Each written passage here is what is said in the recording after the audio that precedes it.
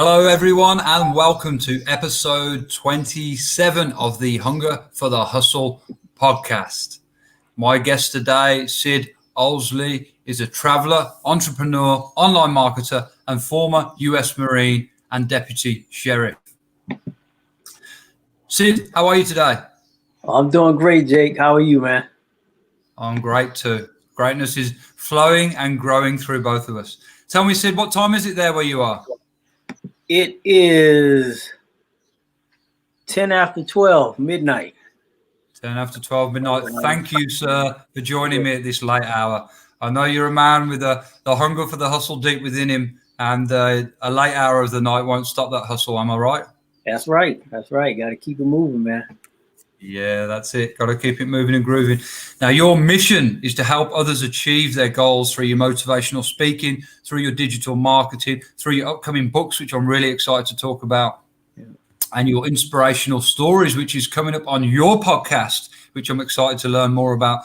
And that's going to be called Determination Determines Destination. Now, if there's one thing I like in this world, Sid, it is alliteration. I find there's a lot of power in it. And I love that name. So I'm going to say it again. Determination determines destination. Let's start with that. Tell us a little bit more about that. What's it going to be about, and when is it kicking off? Well, I'm working on getting it kicked off probably about the next 10 to 14 days. And thank you for your help in giving me some pointers. And I'll be getting with you on some more pointers and setting that up. But yeah, man, it's in less than 2 weeks, it'll be up and running. And, basically what it's going to be about is helping people share their stories of determination, whether determination overcoming some type of tragedy in life or obstacle, determination in wanting to share a particular story with people, particular gifts that they have, a determination to, start a business that they believe will help people.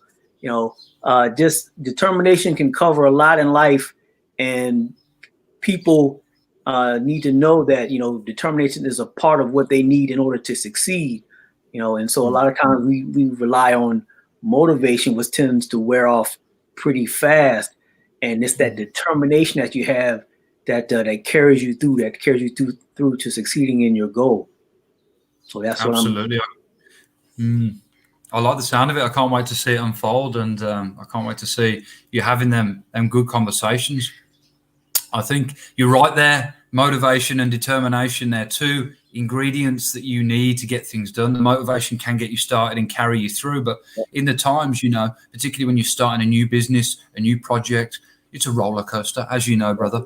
It's not always easy. It goes up, it goes down. And in them times when it's down, you're going to need that determination within you to carry you through. So it's always important to, know why you're doing it. And when it's not going well, have the determination to carry you through to the end of the project. Now, talking of projects, you're a businessman. You don't just have one business, you have a couple, right? Now, tell me, let's talk about your digital marketing agency. When did that start, and how did you get started with it? Well, I got started with the digital marketing. I've been kind of dabbling, trying to learn, some online businesses over the last few years. And I had a business doing selling electronic parts online for a while. And when the 2008 situation happened, that kind of, threw things for a loop. So, I had to reinvent myself. And the digital marketing came about when I actually started another business at a security company. And I actually still have that business.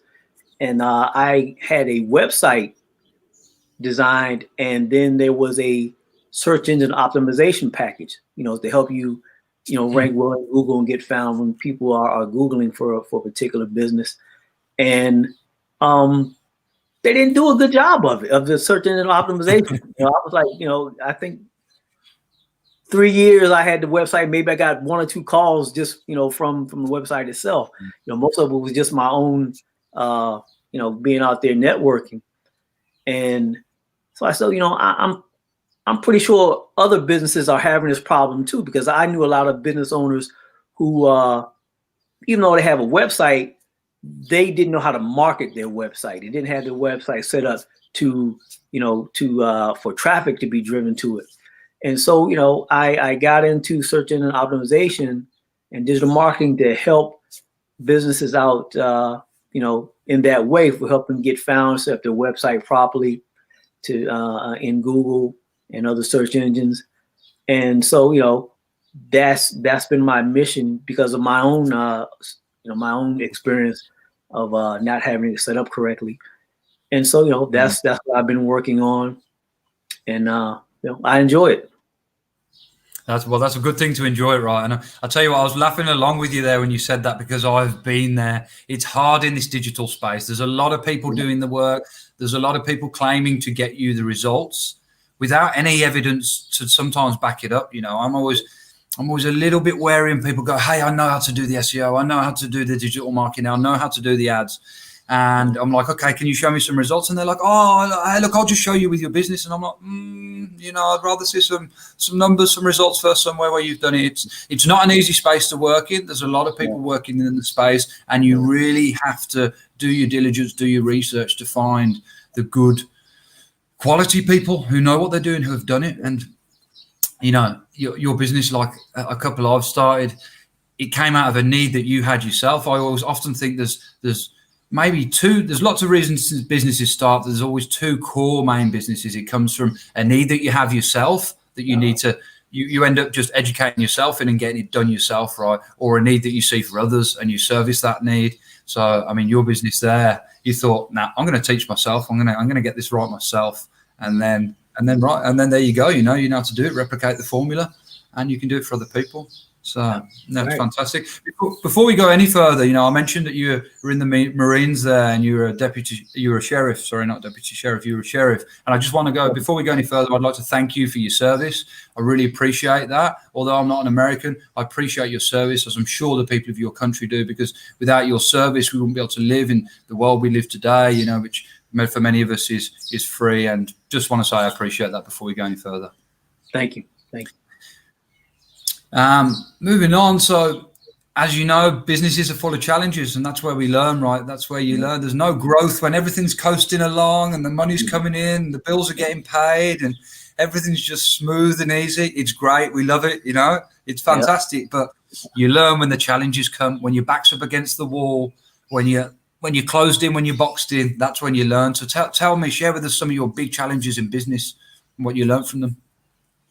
Well, some of my biggest challenges have been, when I had my the business where I was selling electronic parts, when that 2008 situation happened, that really threw me for a loop, like it did a lot of people, and I had to turn things around, and I had to take a step back, and mentally, not just financially, but mentally, that can take you through some things, and you have to regroup, and you have to decide. You may have to make a decision. Okay, that didn't work out. Some things went beyond my control, but I got to get back on the horse. I got to do this again, and you had to learn new skills and just get back at it, man. And that can be a big challenge to overcome, and not everybody overcame it. And look at the situation we're going through now with the COVID. It's going to take a lot for a lot of people to come back from this. And so a lot of businesses aren't coming back, and there's going to be a lot of people that are going to have to reinvent themselves. That's absolutely right. I mean, here we are from the 2008 financial crisis to 12 years later. We're not, I wouldn't say we're quite at the point of a global financial crisis yet, but hey, it's not looking too bright. And it's interesting, how many people will like yourself, learnt lessons there in 2008, 12 years later now, can see that, have that foresight to see that coming, and apply the lessons that they learnt there now to this time, to pivot your business, to act early, to take, because I think there's still opportunities out there. There's opportunities that are created out of this time, right? I'm glad you agree. That are created out of this time for new businesses, for new needs, particularly in the digital area. Lots of businesses have had to pivot services and products that they thought they could never deliver online, that they now have found out, of course they can. They just have to pivot. And particularly, we've been in and around the speaking business, the courses we've been doing. I know you're working hard to get the motivational speaking going, and I can tell you I am too. And that space has completely changed from physical stages to actually speaking physically to people. Now it's all in the digital space. It's rapidly taken off, and we've gone from closing doors to online stores, from like brick and mortar to click and order. It's happened, right? There's brands quotes. I love to use them, but it's true, right? The digital revolution is happening right before our eyes, and it's happening right now, and you're either going to be a part of it or you're just going to be a witness of it. It's up to you, really. But now's the time to upskill, and you don't have to learn everything, right? You can find other people like yourselves, like your company, who have the skills for you. And I can tell you, man, you'll probably know this, right? When you start a business and you do everything, you're wearing all the hats, you're doing the accounts, you're doing the digital, you're doing the fulfillment, you're doing everything. And you get to a point where you think, I'm making a bit of money now. I reckon I could find someone else to bring on board to help me do these things. And that's what you've got to do. Get the team-driven collaborative effort going. And by finding the right people in the right areas to do the right things, your business will grow exponentially. And of course, you can always learn the people that you're engaging. You can learn how they're doing it, and then take some little nuggets for yourself. And before you know it, business is flowing and growing. It's not I don't think it's an easy time to get started in business, but I also think a lot of people are, shutting it down. Worst time to start a business would be now. I guess it depends what kind of business you start. If you're selling anything online, maybe not. Maybe it's a great time to get started. Yeah, good time to be started. Yeah. Like you say, people are spending a lot of time at home. What do people do when they're at home? I don't know. If you know me, I shop. I know members of my family, particularly the ladies, my mom, my sister, they all like to shop too. They're at home a lot. They're shopping. So the space is changing, and you either evolve or you become extinct. Pardon? Time to open an online store when people are shopping online. You got to think that way, man. When this thing first started happening, I started, taking some courses and getting some certificates and things I had been putting off. I said, okay, I have a little extra time to upgrade some skills, and you have to use that time wisely, take advantage of these opportunities. The time isn't ideal. The time isn't what the time that you chose, but you take advantage of it, and you upgrade your skills and you up-level yourself with the time that you have and the circumstances that you have. Yeah, I think it's really interesting what you say there, because it's a time when things get quiet to look at that list. What were those things that I wanted to go back and get done? It's time to maybe revisit them. It's been a time that, the courses that we've been involved in, I believe this is a time, and I've said this many times, and people probably keep wondering why I say the same thing, because I believe it's true. People who are really busy, who are traveling a lot, celebrities, mentors, educators, who usually have a very high ticket price of entry for to teach you what they're all about and teach you. And now suddenly a lot more accessible because they're not traveling so much. So if there's some certain things or skills that you wanted to learn, then now is a great time to jump in and learn them, upskill, develop your skills. I'm sure you'll agree with me here, Sid, the road to personal development never ends, right? It's a journey. It's a journey. If you're driving the car on the journey, you better have a good source of fuel, because it's never going to end. It's one that goes for life. So now tell me, Sid, about, perhaps some, so I guess you touched on it there with the 2008 thing, but, some failures in your business, some real moments that made you think, do you know what? I don't know what I'm going to do here. I don't know how I'm going to switch this around. And I find again that, that's where you learn from the failures, because you get a real big failure, one that really shakes you to your core. You think, oh, I'm not going to do this again. I'm going to learn here, and this is not going to be something that I do again. So tell us about a couple of those. A good one that, I still laugh about it sometimes. I was doing some real estate. I was doing some real estate investing, and I was working with a guy who, we had worked together, doing mortgages and stuff like that, and we found some houses that we wanted to invest in.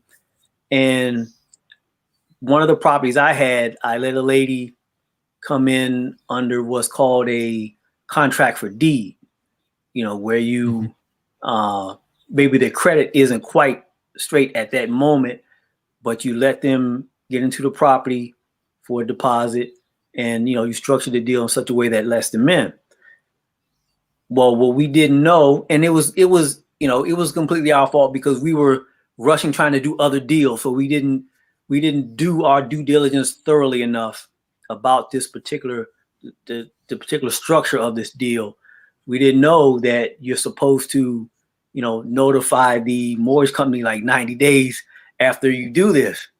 And when it came time to finalize that, actually finalize the deal so the lady could buy the house, she had gotten behind. And so I needed to get her out and bring in somebody else, and found out that we actually had to give her back all of her money because we hadn't done the 90-day notification to the mortgage company. And so that and it was a nice chunk of money that we had to give back. And I can imagine. And I was actually traveling, and I get a call from my partner. He says, "Hey man, we're having some problems." And so I called a real estate lawyer, and it was like the first 3 words of the sentence that I told him, and he stopped me. He said, "Give her all the money back right now." I was like, "What are you talking about?" He said, "No," he said, "You didn't." He said, "This is what you should have done. You didn't do this right. Give her all the money back right now." Oh wow. I said, "Okay."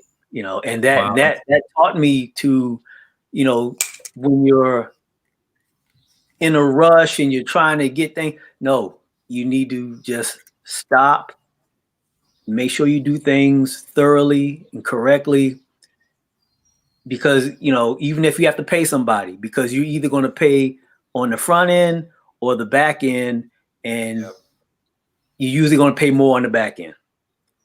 Yeah, for sure, right? Yeah, you got to particularly when big money's involved, right? You got one.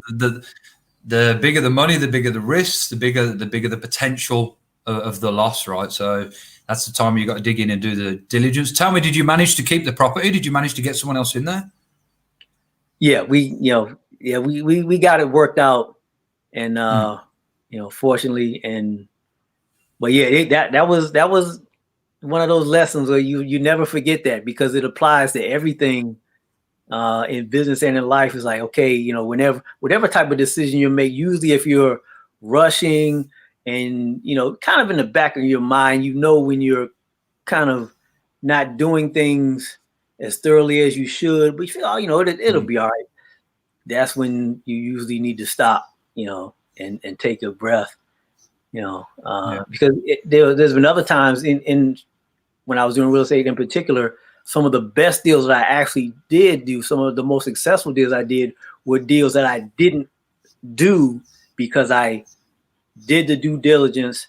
I made that call to somebody who, maybe knew more about the area than I did, and say, "Hey, I'm looking at this particular property in this area. I think this is a good deal. What do you think?" And they're like, "No, there's some things going on with that property that aren't good." And and in my back of my mind, I may be like, maybe this person, maybe they want the deal and don't want me. But I say, what? I'm just going to walk away.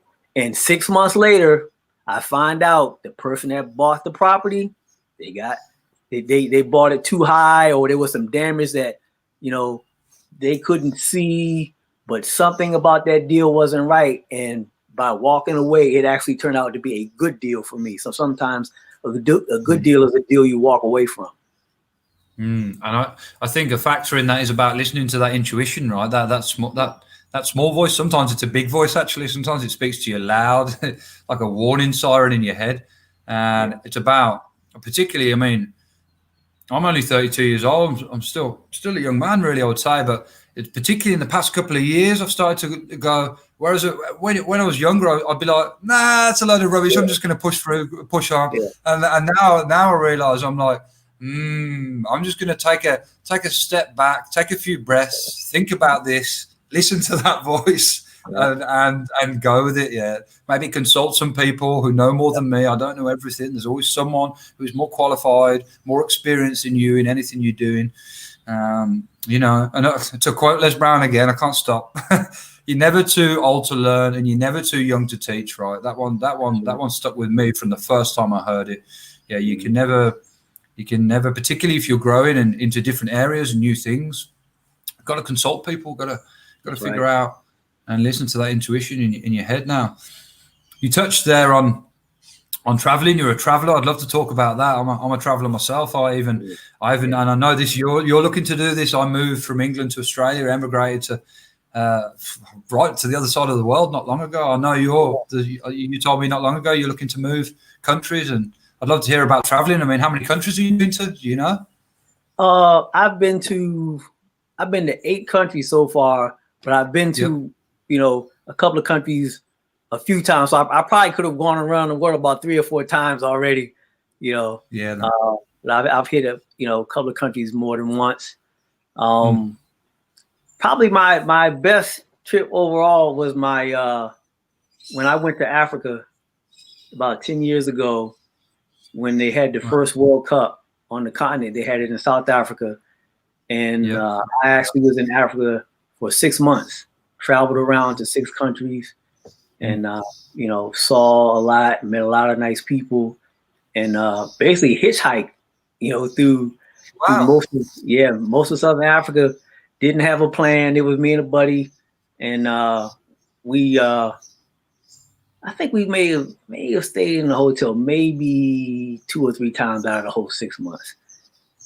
Other than that, we would meet people and stay at their house, and it was great, man. It was kind of crazy. Some people thought we were crazy, but they said, well, they're not robbers or killers, so no problem. We had met one guy in Botswana, and he worked at the airport on a game reserve in the northern part of Botswana, and we stayed at his house. The night we got it because we were on a tour bus. We were on a travel bus, and we stayed at his house that night. The next morning he got up and he said, "I'm going to let you use my car." He actually drove to work. He gave us the keys to his car. He said, "Just drive my car around. I'm not worried about you taking it. Everybody knows my car. You can't go anywhere. This." And I was like, man, wow. and we drove his car around for like 10 days, taking him back and forth to work, and that's magical. Did you do safari there? You go on a safari? During that time, it was the dry season, so the predators weren't out. You mostly saw like the buffalo and the kudus and the giraffes, but you saw very few the predators, like lions and the leopards and stuff. And so, there wasn't as much of a safari season going on, but I still got to see a lot of the animals. The elephants in Zimbabwe, that was incredible because they were along the side of the road, like we see cows here in the United States.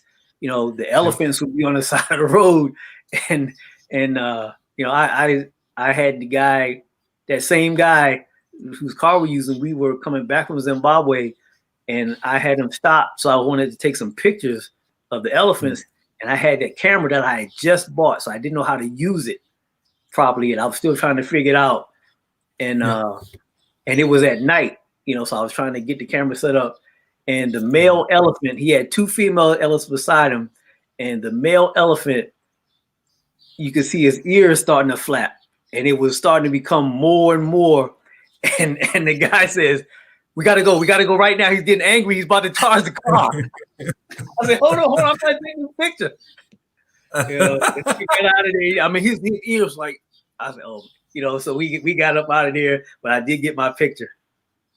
Yeah, that's awesome, man. And it's interesting. That's one of the parts I love about traveling, like you touched on there. In the States, you see cows at the side of the road. You might see some sheep. In Australia, again, it's sheep, but you might see some kangaroos, and that's normal to you. I'll never forget when I saw my first one though, and I was like, wow, that thing moves differently to anything I've ever seen before. You go to somewhere like Africa, and it's just casual to see elephants at the side of the road. It amazes you, but to them, they're just like, this is just everyday stuff. For me, that's what I like about traveling, the essence of it, like getting immersed in these different cultures and learning what's amazing to some people is just every day to others. It's a fascinating part of traveling. And I think I'm really, really actually inspired by the way you travel there. It's not that you've been to a massive amount of countries, but the ones you've been to, you've dived really deep into them and spent some real good time there and done really the kind of I want to say the kind of more bohemian, kind of hippie way of traveling, right? No plan, just a bit of cash, thumbs up, boom, let's get me to the next destination. One hell of a way to travel, brother. Very inspiring. I like it. Yeah, you got to try to go as local. You got to try to be as local as you can. Kind of travel with and among the locals as you can. I don't like a lot of the touristy stuff. I'm the same. Yeah, that's that's you get the better experience that way. Yeah, I mean, if you're looking for a unique experience and you just do the touristy stuff, what's in the brochure, you're just going to get the same experience everyone else is getting, right? You want to get them exclusive ones. You want to get the elephant flapping at you while you're trying to take the photo at midnight. You're not going to get experiences like that if you're going down the the garden path that everyone else has already gone down, right? Yeah, that's right. So can you, do you want to, I don't know if you want to tell the audience about, this country you're looking to move to, and I know this is going to be a pretty big change in your life. Yeah, I'm looking to move to Brazil, and Sweet. I'll probably be there, a certain amount of months out of the year. Because I still have some things here in the States that I need to do and take care of, people I need to take care of. But looking to make Brazil a part of my home where I stay at, and travel from there. Still travel to other countries, because once you get that in your blood, man, you got to go to other places. Yeah. They call it the travel bug, don't they? Yeah. I got the bug. So. I got the bug too. Once it bites you with that venom, you can't get it out of your body. It's, the world to me is to be explored, right? I like to think of the world as the world's like a book, and every different place you go is a page that you read, a place to discover, a story to find, a story to tell. Yeah, I've invested a lot of money in traveling over the years, and I don't regret a single second of it. My first place. It's a great investment in yourself and the cultures you learn and the growth you get from it. It's fantastic, it really is. Now, tell me, Sid, about some, a real big win for your business, something that made you, feel like the champion, the MVP when it happened, and you were like, yes, this is me. This is affirming. This is a big win for me. Let's see. Well, some of my big wins, with this particular business, the digital marketing business. Just being I've helped a few people out. That's my big win. Just being able to help a business owner out when they don't know what to do with their website. They don't know how to get traffic. That's a big win for me every time, man. Because I know what it's like to struggle with that. And so, just being able to help out a customer, that's a big win for me every time.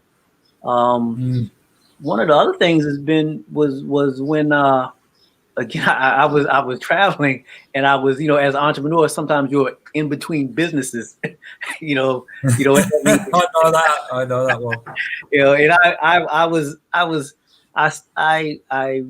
I went on a trip, and I said, I'm going to find some type of opportunity to get into, and so I met this guy who he said he had been traveling for about 6 months, and he had spent a large sum of money. It was like $200,000. I was like, what does this guy do? And so I started chatting him up, and we became friends over 3 or 4 year period. And he wouldn't tell me exactly what he did. He would tell me bits and pieces, but he never told me enough to really put all the pieces together. And then finally, I think after about 3 or 4 years, he said, "You know what? Every time I see you, you ask me about this, I'm going to teach you this business." And that was a win for me, because it showed me how just being raw and determined, just, you may not know anything, but just stay at it. Whatever it is you're trying to do, just keep at it, and the door will open for you sooner or later. And he was like, "Look, man, you're so determined. I'm going to teach you how to do this." And I remember he said, "Look, you got to come to Chicago." And I went to Chicago and learned the business, and that worked out well for me too. The rest is history, as I say. Yeah. Excuse me for 1 second here. I just got to deal with something on the side. All right.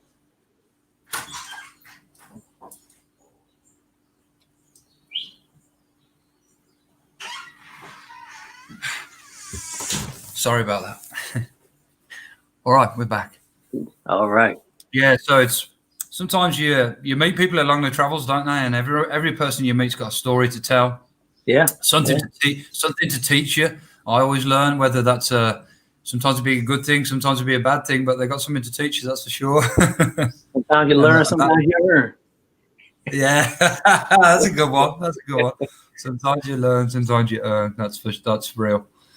If you had to start your business all over again tomorrow, Sid, what would you do differently? If you were just starting again tomorrow? I would look for mentors much earlier. I was just kind of out there trying to figure things out, and for a while, and I would look for mentors much earlier, and try to focus in on one thing much earlier. Sometimes you're trying to figure out what it is you're good at, what you want to do. So you're going to go through a period of uncertainty, and you have to accept that. Especially with business, you have to accept that. Anything you're going to do in life that's different than what most other people are doing, you're going to go through a period where things are kind of uncertain. But yeah, I would look for a mentor or mentors, some type of group or a particular person that's doing what I want to do, and hone in on them and get them to be a mentor. That's something I would do much sooner if I had to start all over again. Yeah, I'm with you on that one. Finding someone that's either already doing it or is in the same region, in the same avenue as you, and locking in and learning what you can from them.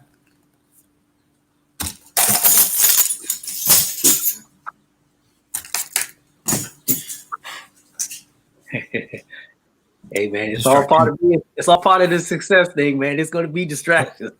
Yeah, it's the work. There will be.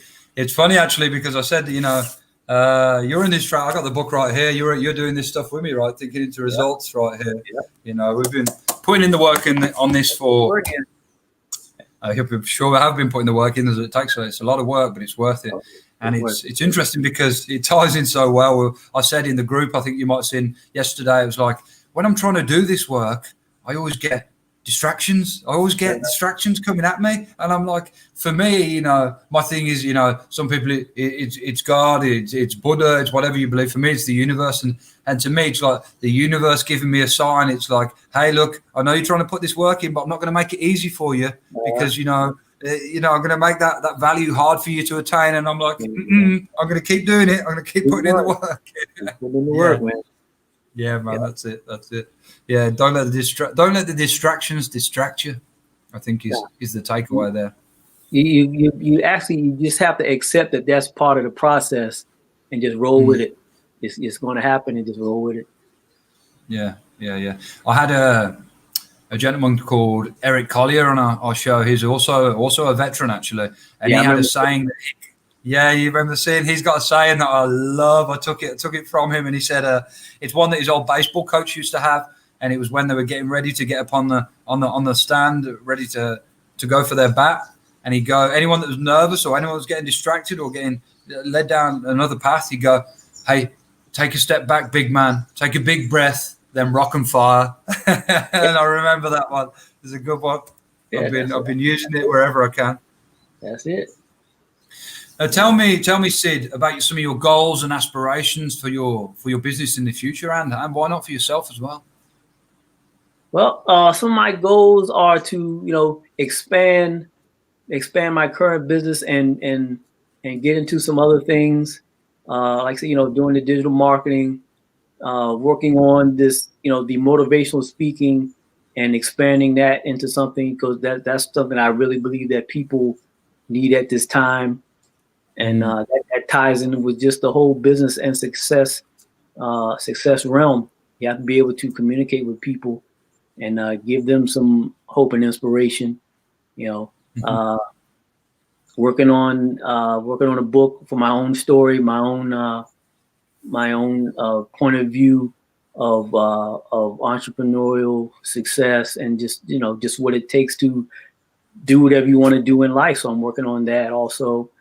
So yeah, just working on upgrading my skills, adding more value to people's lives, adding more value to my own life, and just work on create my own best life, man, and sharing that with other people. Yeah, that's it, man. Creating it and then living it every day. Yeah. And I think something you said there definitely rings true with me, is that it was great timing for us to get into this space of the motivational speaking, because people need it now, possibly, certainly, I think in our lifetimes, certainly in my lifetime, I can say, because when this kind of thing happened before Rock the World in 2008, I was a much younger man. I probably wasn't equipped to be able to have maybe enough, I would say myself, enough life experience to be able to give that out to others and use my experiences to speak and help them inspire others. So in my lifetime, I would say there's never been a time that's come around more where people need to be inspired, people need to be motivated. There's people in this world who have lost a lot right now. And for me, when if you're living, if you're breathing right now, if you're listening to this, you're going through something, I can guarantee you, I don't know who you are, I don't know what your story is, but we're all going through something. We're all living through some challenges, and it's not easy. But what can make it a little bit more bearable and a little bit more easy is listening to, motivational messages, people that have already been through what you've been through, and they can relay it back to you in a way that you can address to and help you move forward with it and debunk it, understand it a little bit more. So yeah, it's a great time, and it fills me with pride to be in a space like this and to be able to just share my voice, share my story. And same goes for you. I can't wait to see you speaking on. I can't wait. I'll say this. I can't wait to share an actual stage with you one day. It's great sharing these virtual stages, but I believe we're going to share that physical stage one day, and it's going to be awesome. Really looking forward to it. Now we'll close up. We always close up. Well, actually, I've got some rapid fire questions for you, which I won't have given to you yet because I always just like to make them up on the spot. They're real good fun. But before the last question that we've both kind of been across and I've given you before is some 3 hot tips for anyone out there who's thinking of starting their own business, thinking of starting their own side hustle. 3 hot tips and maybe a book recommendation. Okay. Well, one tip I actually already gave, which is look for mentors. Look for mentors and advisors that can help you do what you want to do. That makes the path easier, and give you some more deeper insight into what you want to do. Another hot tip is don't listen to the people who tell you that you can't do it. If this is something that you really want to do, it doesn't matter what anybody else says. They don't know your experiences. They don't know what's in your heart. They don't know what's in your mind. You have to follow your own path, and whichever way it turns out, you go with that. So. Yeah.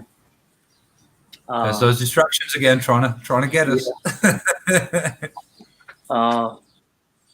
But yeah, I feel you there. Yeah, it's your dream, it's your goal, it's not anyone else's. It's great if people help you and support you, but if they don't let it knock you back. Let it inspire you. Let it fire you up. Yeah. Sometimes that success, you're going to go on it. You're going to be not necessarily alone, but the people that you thought would be with you or cheer you on or inspire you, they may not. And you have to be prepared to deal with that and say, I'm going anyway. I'm going to do it anyway. You know, Yeah. Dig deep. yeah. You got to dig deep, man. And, you know, another tip is to focus, you know, try to hone in on what you want to do as quickly as possible. And sometimes the thing you first choose may not be what you end up doing, but you have to go on that path anyway, because it will lead you to where you want to go. You're going to find out, you know, you're not always going to know from the beginning what you want to do, but you have to choose a path to take so that it will lead you to where you want to go. Yeah, it's going to be some, you know, some twists and turns, you know, but that's part of the process. You have to accept that there's going to be failures, and once you accept that failure is part of the success process, it'll make it a lot easier on you. You know. Yeah, I think that's a great tip. And focus is something that easily said, not easily done. I don't find. It comes particularly when you got. Yeah, it comes with practice, right? Yeah. Yeah, particularly when you got more than one thing going on at once. Sometimes it's hard to choose which one to focus on. Yeah, that's when you gotta learn to prioritize and, you know, see what at that particular time, you know, which activity is going to yield you the best results or highest amount of success, and how it ties into all the other things that you're doing. Yeah, absolutely. And maybe a book recommendation, Sid. What are you reading at the moment? Well, a book I'm you know, I love audiobooks. You know, it's a lot easier. Okay. You know, so I think most people are onto audiobooks now. But you know, I'm listening to Cybernetics, you know, as part of what we're doing.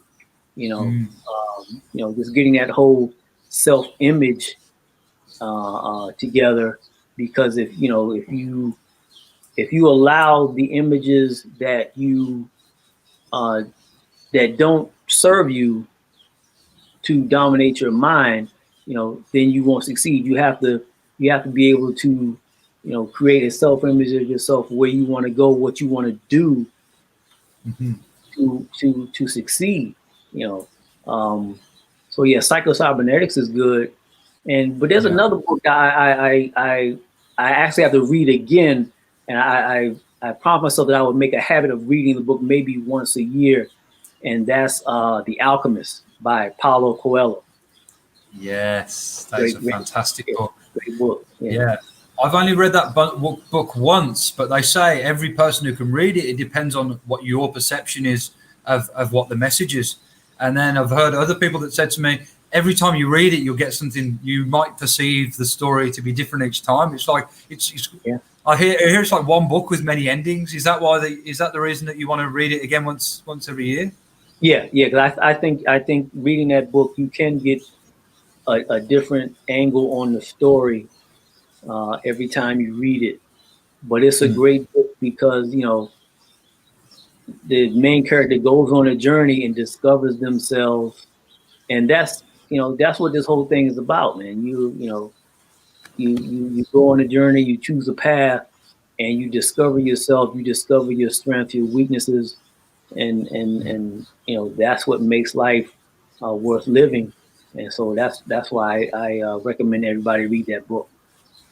Yeah, particularly when you're traveling, I would say that's a great book to read when you're out there on the road, right? Particularly, like, there's a bit in there, it's kind of I believe it's set in maybe Persia somewhere. It's set in an ancient time for sure. Like that, right? I'd imagine if you were traveling somewhere like Turkey or Egypt or somewhere like that, and you're reading that book, man, it would really assimilate well with what the content of the book. It's a fantastic book. Paulo Coelho, The Alchemist, great tip, great recommendation. No one who's come on the show has recommended that book yet, and it's a good one. It's a good one for sure. He's written a few other books. I haven't read any of the other ones, but I hear they're good. All right, let's get on some rapid fire questions. You can just go yes or no with these. I'm just going to come up for these at the top of my head. Sid, what's your biggest fear? My biggest fear is, and Les Brown talks about this. I want to make sure I die empty, live full and die empty.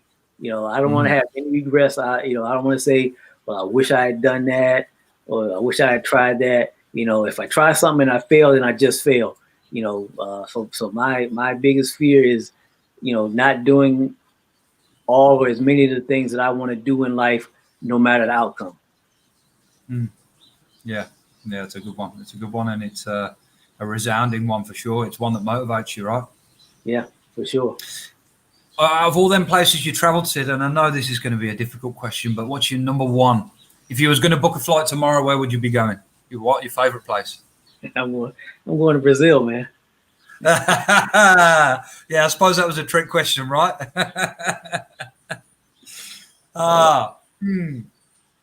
What shall I go with next? We'll close out with this. Sid, describe yourself in 3 words. 3 words. Persistent, determined, and, you know, maybe a little crazy. You know, sometimes if I want to do something and it may not be the end thing or what everybody else, I'm going to do. I don't care. You know, I don't care. So yeah, I'm maybe a little crazy and determined and persistent, and, you know, that formula works for me. Yeah, I'm definitely with you on that, right? Particularly if you want to get into that space of public motivational speaking, you got to be a little crazy to get it done. You got to be, to put yourself out there, to put yourself out there, your words out there to a crowd, and to know that you're putting yourself in a vulnerable space where, you know, they might like what you're saying, they might really not like what you're saying, but you got to be a little bit crazy to do that, I think, and do it with joy and a smile on your face, and just be willing to let whatever comes back at you flow and go. That's right. Sid, where can people find you more about you and your businesses online if they want to learn more about yourself and your business? Look me up on Facebook, you know, Sid Owsley on Facebook. I'm working on my blog, my own personal website, so that'll be sidowsley.com. Same thing on, you know, you can always look me up by my name on pretty much any social media outlet. My business, Kudu Juice, the digital marketing, that's KUDUJUCE.com. Yeah. I mean, got it. Sid, it's been absolutely great to speak to you. Thanks so much for giving me your time and energy today. And hey, once you get that podcast sorted, brother, I want to be right up on there. Oh yeah, you're gonna be on there, man. You definitely. I got you on the list. I got some determination in me, I tell you. You definitely do. That's why you're going to be on there. That's why you're on the list. That's right. That's absolutely right. All right, take care, sir. I'll let you get to bed and sleep well. And no doubt I'll be catching up with you soon. All right, Jake. Take it easy, man. Thanks, buddy. Take care. All right.